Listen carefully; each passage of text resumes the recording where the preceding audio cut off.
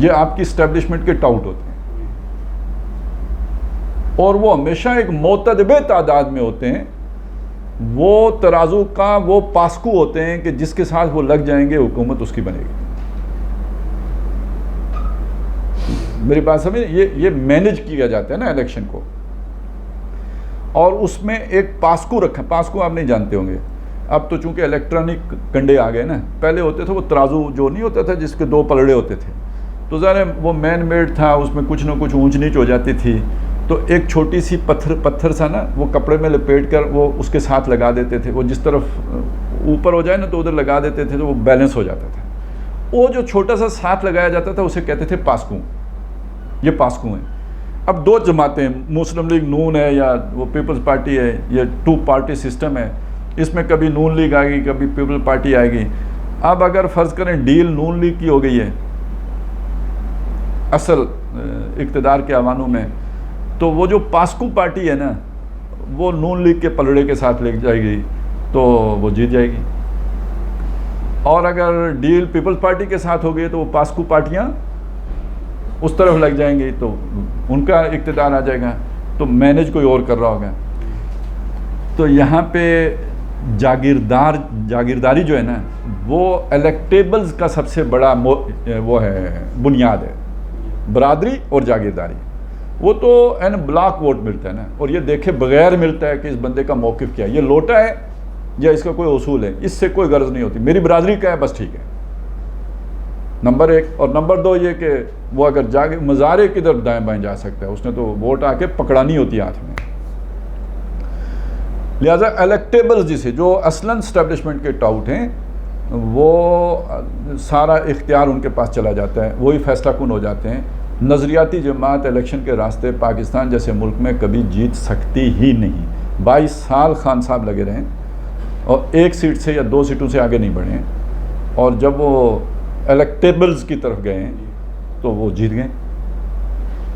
तो ये कंप्रोमाइज़ किए बगैर तो नहीं होता, इसी वजह से फिर तब्दीली नहीं आई, वो आ भी नहीं सकती और आती भी नहीं। तो पाकिस्तान, अच्छा इस पे मैं 2 शेर आपको अल्लामा इकबाल के सुनाना चाहता हूँ। इस इलेक्शन की सियासत के बारे में उनका कहना यह है कि इस खेल में तय्युन मरातिब है ज़रूरी, शातिर की अनायत से तू फर्जी में प्यादा, बेचारा प्यादा तो है एक मोरा नाचीज़, फर्जी से भी है पोशीदा शातिर का इरादा।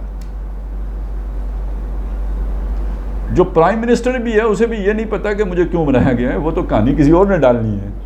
लिहाजा ये कि इलेक्शन के रास्ते चेंज आ, पहली बात तो ये कि इलेक्शन के रास्ते आप इक़्तिदार में आ नहीं सकते इस्लामिस्ट, और अगर आ भी जाएं तो आपके सामने मसाले मौजूद हैं, आपको इक़्तिदार मुंतकिल नहीं किया जाएगा, तो इलेक्शन रास्ता नहीं है। फिर दूसरा रास्ता भी आपने उसका जिक्र किया है, और शायद आप सिस्टम से बाहर का मतलब आपका वो भी था, और वो ये था कि फिर आप बैलेट से मायूस होकर बुलेट की तरफ चले जाएं। डॉक्टर इसरार अहमद रहमतुल्लाह अलैह वो शख्सियतें जो पहले से ये बात कहते थे कि बुलेट मसले का हल नहीं है, ना बैलेट से होगा, कभी नहीं होगा। और आपको पता है वो जमात इस्लामी से निकले ही 1957 में इस बुनियाद पर थे कि नहीं आ सकता। लेकिन जब 79 के बाद ये बुलेट वाली कार्रवाइयाँ शुरू हुई दुनिया में, और ईरान के इनकलाब के बाद शुरू हुई हैं, उसकी अपनी एक तारीख़ है। ईरान के इनकलाब के बाद ये काम शुरू हुआ है, पाकिस्तान में भी, फिर इराक ईरान वार भी, फिर अफ़गानिस्तान में वो मुदाखलत हो गई रूस की। तो ये सारा जिसे आप कहते हैं ना, अब जिसे दहशतगर्दी कहते हैं उस वक्त जिहाद कहते थे, इसका आगाज़ उस दौर में हुआ। तो डॉक्टर साहब तब से ये कहते चले आ रहे थे कि कभी भी बुलेट के ज़रिए से भी इस्लाम नहीं आ सकता। लेकिन लोग ये समझते थे कि ये साहब जो हैं डॉक्टर साहब, ये जहाद से लोगों का जो है वो इनराफ कर रहे हैं और ये बहुत गलत आदमी है। इस तरह की बातें हमने सुनी हैं, और बाज़ लोग जाके कादियानियों के साथ जोड़ देते थे। बहरहाल इस सदी के 15 साल तजर्बे ने होश ठिकाने लगा दिए ना। अब यानी आप अगर कंसेप्चुअली एक चीज़ को नहीं भी समझ सकते, तो जब प्रैक्टिकल हो जाए तो उसके बाद तो अकल करनी चाहिए ना। तो अब ये साबित हो गया कि बुलेट के रास्ते भी आप स्टेट की पावर का तदारुक नहीं कर सकते। आप हेलीकॉप्टर किधर से लाएंगे, गनशिप, आप F-16 कहाँ से लाएंगे, आप टैंक कहाँ से लाएंगे, अब ज़्यादा से ज़्यादा आप वो क्लाशनकोफ ही लेके आ सकते हैं, या ये कि वो बारूदी सुरंगें, वो दहशतगर्दी तो आप कर सकते हैं, गोरिल्ला एक्टिविटी तो आप कर सकते हैं, टॉपल नहीं कर सकते, आप रेवोल्यूशन नहीं ला सकते। ये जो भी, ये याद रखिए, गोरिल्ला एक्टिविटी से इनकलाब नहीं आया करते, डिस्ट्रक्शन होती है बस, इससे ज़्यादा कुछ नहीं होता है। और इसका ये सारे मेथड ये होता है कि आप आहिस्ता आहिस्ता जो है ना वो खून बहाते रहो, खून बहाते रहो, खून बहाते रहो, खून बहाते रहो, करते करते यहाँ तक कि वो जैसे हाथी का आप खून निकालते रहें तो आखिर नईफ होके गिरेगा, तो वो उसको गिरा सकते हैं, टेक ओवर तो नहीं कर सकते, आप हाथी तो नहीं बन सकते। तो ये गोरिल्ला एक्टिविटी तो इनकलाब के लिए है ही बिल्कुल नामौजू। ये तो वो सफ़न कान्ना हम बुनियान मरसूस, आमने सामने खड़े होकर जहाज जो होता है, ताकि आप कोई इलाका पकड़ें तो उसे होल्ड कर सकें। हुजूर ने मदीने में तो किसी को नहीं दाखिल होने दिया, जंगें हुई हैं, मुकाबला किया है, मदीने का दिफा किया, हुजूर गायब तो नहीं हुए, वो गोरिल्ला जंग तो नहीं थी। तो इसको समझ लीजिए कि ये बुलेट के ज़रिए से इनकलाब नहीं आ सकता। दोनों गए तो तीसरा रास्ता फिर क्या बचा है?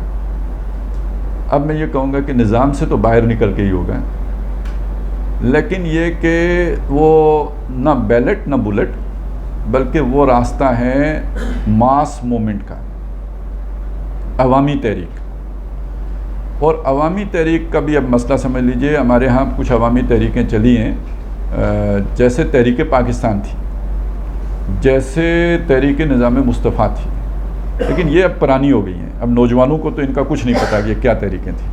अब जो तहरीकें हमारे सामने, वो ताहिरुल कादरी साहब की तहरीक है, वो धरने उनके एक दो हैं, इमरान खान साहब के धरने हैं, या वो नवाज शरीफ साहब का लॉन्ग मार्च है। इनमें से कोई भी अवामी तहरीक नहीं है। जब हम अवामी तहरीक कहते हैं तो इसके साथ उसका की मुमासलत नहीं है, वो एक दूसरी चीज़ है। अवामी तहरीक के लिए पहली ज़रूरत होती है एक लीडरशिप की।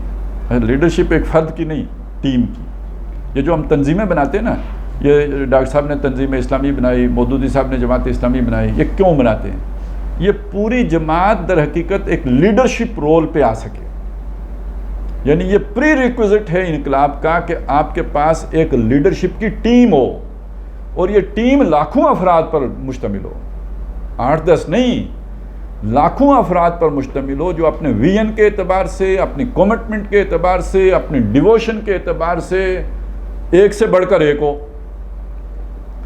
ये आवाम को, मॉब को, जिसको जो आप सड़कों पे तब लेके आएंगे जब आपके पास ये लीडरशिप हो जो उसे कंट्रोल कर सके, जो उसको वायलेंट होने से रोक सके, वायलेंस की तरफ ना जाने दे। ये लीडरशिप आपको दरकार। अभी जो कामयाब तरीन इस पूरे अरसे में जो एजिटेशन की सियासत किया वो मौलाना फजलुर रहमान साहब ने की। और मौलाना फजलुर रहमान साहब की इस एजिटेशन के पीछे उनके वो अंसारुल इस्लाम थे या क्या थे, वो जो ख़ास वर्दियाँ पहन के वो होते थे, उनका एक ऑर्गेनाइजेशनल रोल तो था, लीडरशिप का रोल नहीं था। मैं ये फ़र्क आपके सामने रखना चाहता हूँ।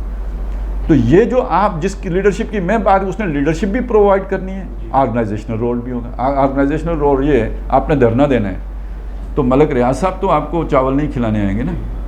अगर आप इनकलाब के लिए बाहर आए, डील के नतीजे में नहीं आए, किसी को गिराने के लिए नहीं आए, होता है ना इस्टेब्लिशमेंट किसी को गिराना चाहती है तो आपको लिफाफे पकड़ा के खड़ा कर दे। अगर इस चक्कर में नहीं आए तो आपको इस माशरे से चावल नहीं मिलने, और आपने बहरहाल अगर धरना देना है तो खाएं पिएंगे या नहीं खाएं पिएंगे। अच्छा, जो खाया पिया है वो खाया पिया कहीं हवा में तो नहीं जाएगा ना, उसको भी कहीं उसके फुजले को भी तो ठिकाने लगाना है। तो एक पूरा ऑर्गेनाइजेशनल नेटवर्क दरकार होता है कि जो इन सारी चीज़ों को फिर मैनेज करे।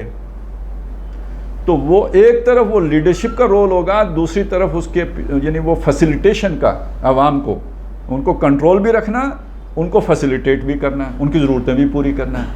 बहुत बड़ा जॉब है। जब तक आपके पास ये टीम नहीं होती तब तक आप अवामी तहरीक लॉन्च नहीं कर सकते, और आवाम को दावत देने का और उनको गरमाने की भी कोई ज़रूरत नहीं है, क्योंकि आपके पास अभी उसके प्री रिक्विजिट्स ही नहीं पूरे हुए। तो जब आप अपनी ये जमात पूरी कर लेते हैं, मोतदबे तादाद में ऐसे लोग तैयार हो जाते हैं, अब आप दूसरे फेज़ में जाते हैं। ये है आवाम से कनेक्शन का फेज़। अब आप उनके दिल की तारों को छेड़ते हैं, उनके अंदर जो तब्दीली की ख्वाहिश है उसको एक्सप्लॉइट करते हैं, उसको मोटिवेशन देते हैं। क्यों? अब आपके पास वो टीम मौजूद है और अब आप ज़रा थोड़ी छेड़खानी भी करते हैं हुकूमत के साथ भी, सिस्टम के साथ भी, उसका लैशबैक आता है, लेकिन आप उसके लिए पहले से तैयार होते हैं, आपकी तैयारी भी होती है। अब इससे टकराव होता है और वो टकराव 6 महीने होता है, 2 साल होता है, यानी ऐसा तो नहीं कि ये आपका जो है ना वो वाला धरना होगा कि 10 दिनों के बाद आपसे मुज़ाकरात करके आपकी बात मान ली गई या ये जो भी आप चाहते हैं। नहीं, इनकलाब तो इस तरह नहीं होता है। रियासत अपनी पूरी कुव्वत, पूरी शिद्दत से डिप्लॉय करती है इनकलाब का रास्ता रोकने के लिए, बेबस होके फिर इनकलाब आता है। अब रियासत की मशीनरी बेबस कैसे होती है? एक बड़ा आसान इसका, चूँ रियासत की भी तो कमज़ोरियाँ हैं ना, अगर वो असला उसका बहुत जो है वो मैदान, उस मैदान में आप कामयाब नहीं हो सकते, तो इस मैदान में रियासत की कमज़ोरी क्या होती है? जो उसके हाथ होते हैं, जो उसे चलाने वाले, जिन्होंने गोलियां मारनी होती हैं, ये अवामी होते हैं। अब रियासती इदारों के अंदर इस लेवल पे, ग्राउंड पे आके लोगों को फेस करने वाले कौन होते हैं? पुलिस वाले या फौजी होंगे, जो भी उनके छोटे रैंक्स के लोग होते हैं। निज़ाम से उनका भी कोई वो मोहब्बत नहीं होती। निज़ाम से मोहब्बत तो उस मफाद याफ्ता तबके की होती है जो ऊपर क्लब होता है ना, वेस्टेड इंटरेस्ट जिनका है। तो निज़ाम बचाने की जिसे कहते हैं अल्टीमेट जो है ना ख्वाहिश, डिज़ायर उनके अंदर होती है, ये नीचे वालों के अंदर नहीं होती। हमेशा जब भी कोई तहरीक उठेगी आप देखेंगे इंतज़ामिया की कोशिश ये होती है कि वो वायलेंस हो जाए, आग लगाए, 2-4 पुलिस वाले मार दे। जब 2-4 पुलिस वाले मर जाते हैं, अब उस तहरीक के का डायरेक्ट कन्फ्रंट्रेशन आम पुलिस वाले से हो जाती है। उन्होंने अपनी नफ़रत वाली जंग मुंतकिल कर दी नीचे। अब वो रिलीजियसली पूरे जज्बे के साथ उनकी फेंटी लगाते हैं। ये सबसे बड़ी कामयाब हिकमत अमली होती है। मैं अभी कराची गया हुआ था, वहाँ मैं देख के आया हूँ। अभी आपने सुना होगा ना वो बैरिया टाउन का जो वाक़या हुआ है सर, ये पूरी तरह यानी एक जज्बा था लोगों के अंदर कि जी हमारी ज़मीनों पे कब्ज़ा किया गया है। उनको लेके आया गया, उन्हें फैसिलिटेट किया गया कि वो आके सामने बैठें, उन्हें पूरे वो सारा कुछ लगा के दिया गया। बीच में जगह क्रिएट की गई कि वो हमलावर हूँ, वो हुए, उन्होंने आग लगाई। उससे आगे नहीं जा सकते थे वो, मतलब उसका दिफा मजबूत था। ये जगह दी गई कि लगाएं आग। अब उसके बाद क्या काम हुआ है? अब जो पकड़े गए वो सारा मुकदमा बन गया उनके ऊपर या नहीं बन गया? जो भाग गए पीछे एफआईआर तो उनके भी कटी हुई है। अब उनके पास कोई रास्ता नहीं है कि वो कंप्रोमाइज़ करें, सवाए इसके वो तहरीक को आपने डिफ्यूज़ कर दिया। हमेशा इंतज़ामिया की ये कोशिश होती है कि जो निज़ाम की और आवाम की जंग है, इसको आम सिपाही और आवाम की जंग में तब्दील कर दिया जाए। अब मैंने कहा था ना वो लीडरशिप जिसके अंदर नेल्सन मंडेला वाली बसीरत हो, तो वो क्या है कि कभी भी इस जंग को ये जो लोअर रैंक्स के लोग हैं उनकी और आवाम की जंग ना बनने दो। वो आपको मारते हैं तो मार खाओ, वो आपको जुल्म करते हैं झेलो, जवाबी पथराव ना करो, जवाबी वार ना करो, ताकि वो आखिर ठीक है मारेंगे, 10 दिन मारेंगे, महीना मारेंगे, आखिर सोचने पर मजबूर होंगे कि हम इन्हें क्यों मार रहे हैं, इन्होंने हमारा क्या बिगाड़ा है। ज़ाती जंग ना बनने दें। और दूसरा ये भी होता है कि वो इस माशरे का हिस्सा होते हैं। आज यहाँ कोई मरा है तो ये हो सकता है किसी उस पुलिस वाले का रिश्तेदार हो जो लाहौर ड्यूटी दे रहा है, भांजा हो उसका बेटा हो जो लाहौर में रहा है, वो ये हो सकता है यहाँ वाले के किसी का। तो ये एक वक्त लगता है कि जहाँ जाके लोअर लेवल्स पे इनकार हो जाता है कि हम अब मज़ीद गोली नहीं चला सकते, अपनी कौम के लोगों को हम नहीं मार सकते। और जब ये होता है तो ज़ाहिर है वो किसी जागीरदार ने, किसी सरमायादार ने, किसी हाई लेवल ऑफिशियल ने आके ख़ुद तो गोलियां नहीं मारनी होती ना। ये टाइम होता है जिसके लिए उन्होंने पहले ही से अपनी दौलत बाहर मुल्कों में रखी होती है। अब पंछियों के उड़ने का वक्त आता है। और ये जो मैंने नक्शा आपके सामने खींचा है, इसकी कामिल मिसाल आपको ईरान में नज़र आएगी। वहाँ इलेक्शन के ज़रिए से तब्दीली नहीं आई है और वहाँ बुलेट के ज़रिए से भी नहीं आई है, वहाँ इस अवामी तहरीक के ज़रिए से आई है। और आखिरी वक्त में आपने बादशाह को भागते भी देखा। तो ये किसी भी मुल्क में हो सकता है, आज भी हो सकता है, ये हिंदुस्तान में भी हो सकता है, ये पाकिस्तान में भी हो सकता है। ये इनकलाब लाने का सही तरीका है और यही डॉक्टर साहब की सोच थी।